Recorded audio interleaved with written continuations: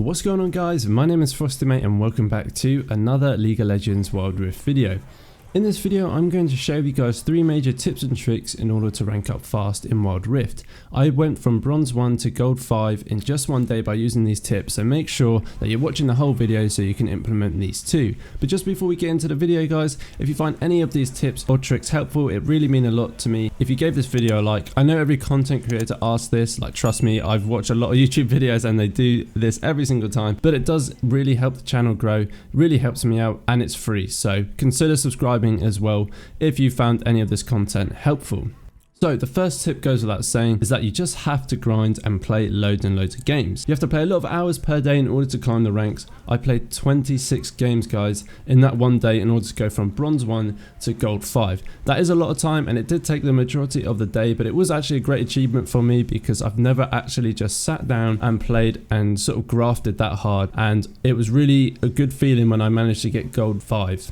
As Ninja says, you have to put the time in, which is exactly what I done. You're not going to get the highest rank by playing 3 games a day, so you just have to set your mind to grind. Step 2 is probably one of the most important tips, so listen in for this one, guys. You need to be able to comfortably play multiple roles if you want to be able to secure your wins. We've all had it where someone on your team either insta-locks a role, or even if the role has been picked, they may still pick that champion. So it basically means that you're a role down and kind of means that you've got a loss before the game has even started. So don't be like that guy. Look for what the team needs and play that role instead.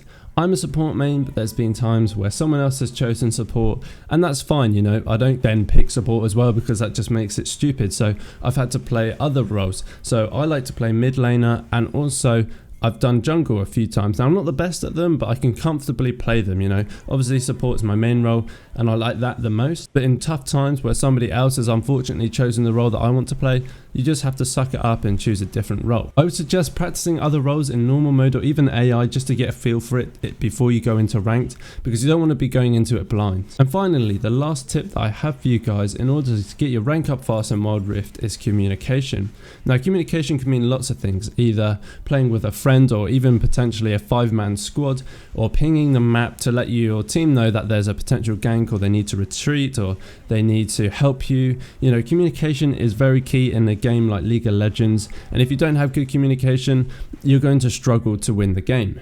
I play countless games where my team are so quiet with communications, not a single ping on the map to retreat or engage. For any role that's stressful as you just don't know what's going on. So definitely make sure you're trying to give your team as much information as possible, because teamwork honestly does make the dream work. Playing with someone you know is also a great way to get more wins under your belt, as you know your friends won't troll or intentionally feed. You know that they've got the same sort of mindset as you. If that's your type of friends anyway, you know everybody likes to have a joke around sometimes, but for the main part they know that you're going to play serious and that they're going to play serious as well. You know that they're going to go for a win, and having somebody to communicate with 100% is such an advantage when playing these sort of games, especially if you're a duo lane. I guess what I'm trying to say is that League of Legends is a very team-driven game, and you won't be able to secure the win if you aren't communicating and playing with your team.